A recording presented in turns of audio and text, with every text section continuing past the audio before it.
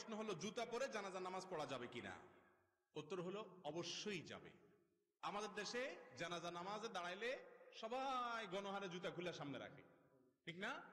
রাসূল করিম সাল্লাল্লাহু আলাইহি সাল্লাম বলেছেন, সল্লু ফি আলা সল্লু ফি নিআলিকুম, ও মুসলমানরা তোমরা জুতা পরে নামাজ পড়িও যদি প্রয়োজন হয়। কারণ ইহুদিরা জুতা পরে নামাজ পড়ে না, জুতা খুলে নামাজ পড়াটাকে জরুরি মনে করে। তোমাদের কখনো ঠেকায় পড়ে গেলে দরকার হলে জুতা পরে নামাজ পড়তে পারো। জানাজা নামাজ তো বাহিরে পড়া সুন্নত, মসজিদে না। তো বাহিরে নামাজ হলে জুতা পরেই নামাজ পড়ার কথা। তবে হ্যাঁ, জুতার নিচে যদি নাপাক থাকে, আপনি একটু তলা দেখলেন, নাপাক আছে দেখলেন, তাহলে জুতা খুলে রেখে আপনি নামাজ পড়েন, বা খুলে তার উপরে নামাজ পড়েন, নামাজ হয়ে যাবে।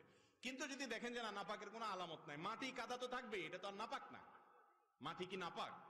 অতএব মাটি ধুলাবালি থাকলে ওইটা নিয়ে নামাজ পড়া যাবে। নাপাক দেখলে সেটা শুধু খুলে রাখবেন। আর আজকাল নাপাক কোথায়? আগে তো যেখানে সেখানে পায়খানা করতো মানুষ, এখন তো আলহামদুলিল্লাহ সব পাকা পায়খানা, যার কারণে যেখানে সেখানে তো নাপাক থাকেও না। যদি থাকেও, পরবর্তীতে জুতা কত জায়গা দিয়ে হাঁটতে হাঁটতে ওইটা মুছে আলামত শেষ হয়ে যায়।